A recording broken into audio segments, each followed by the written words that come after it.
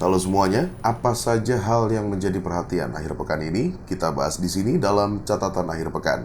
Tapi sebelumnya jangan lupa like, komen, dan subscribe channel YouTube PRFM supaya Anda bisa dapatkan juga informasi dan berita-berita lainnya dari kami.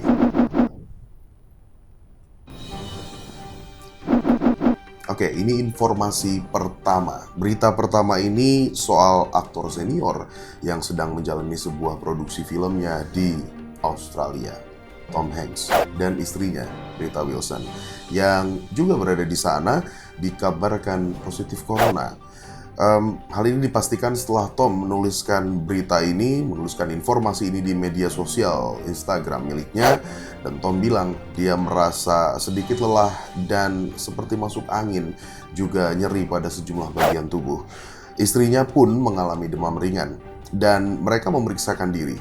Tom juga bilang bahwa tim medis di sana, di Australia, memiliki prosedur yang harus mereka jalani. Dan untuk semua penggemar Tom Hanks, tetap tenang, tetap menjaga diri, dan begitu pesan Tom Hanks dalam caption di Instagram pribadinya.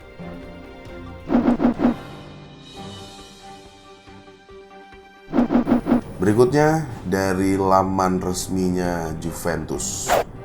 Mereka mengonfirmasikan bahwa ada salah seorang pemainnya yang terinfeksi COVID-19.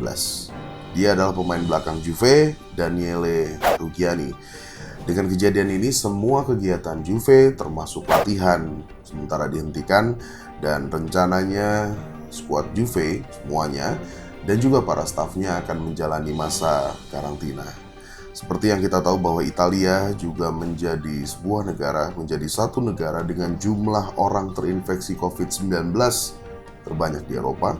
Dan dari laman gisandata.maps.archis.com hingga hari Kamis pagi, 12.000 orang lebih di Italia terinfeksi COVID-19.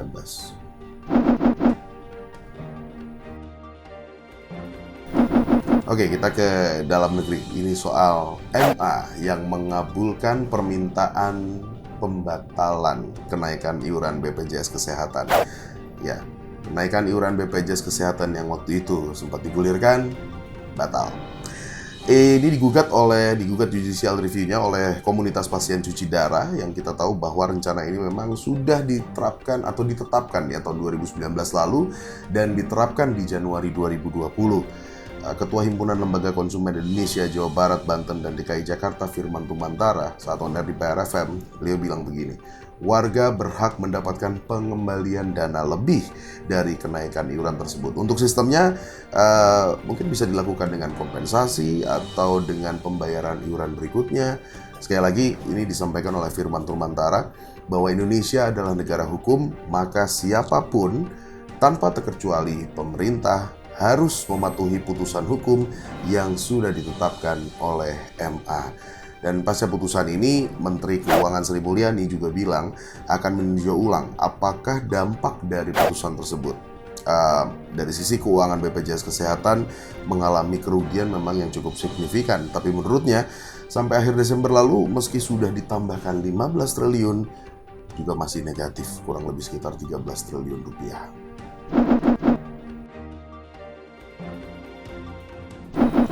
Kita kembali ke kota Bandung. Kini Bandung memiliki kampung tertib lalu lintas namanya. Ada di Kelurahan Citarum, Kecamatan Bandung Wetan, Kota Bandung. Dan Wali Kota Bandung, Adetem Daniel, bilang ini merupakan inovasi atau juga gagasan dari Polrestabes Bandung serta aparat kewilayahan dan juga tokoh masyarakat. Untuk kehadiran kampung tertib lalu lintas ini diharapkan bisa membuat mental warganya berubah.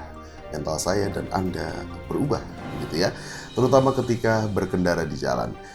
Kalau Kapolrestabes Bandung, Kombes Pol Ulung Sampurna Jaya bilang begini, kehadiran kampung tertib lalu lintas ini bukan berarti wilayah itu akan direkayasa lalu lintasnya. Seperti halnya kalau orang Bandung mah pasti tahu kawasan Sukajadi ya. Hanya saja pihak kepolisian menitik beratkan pada bagaimana membangun kesadaran berlalu lintas bagi warganya. Contohnya ya tadi, kampung tertib lalu lintas. Nah, Bandung punya kampung tertib lalu lintas. Bandung juga punya taman lalu lintas sebetulnya ya. Benarkah ini akan bisa menginspirasi orang banyak ya, bisa menjadi sumber informasi dan mengedukasi atau apapun lah namanya, supaya para pengendara di kota Bandung menjadi tertib? Nggak kayak yang ada di gambar atau di video berikut ini.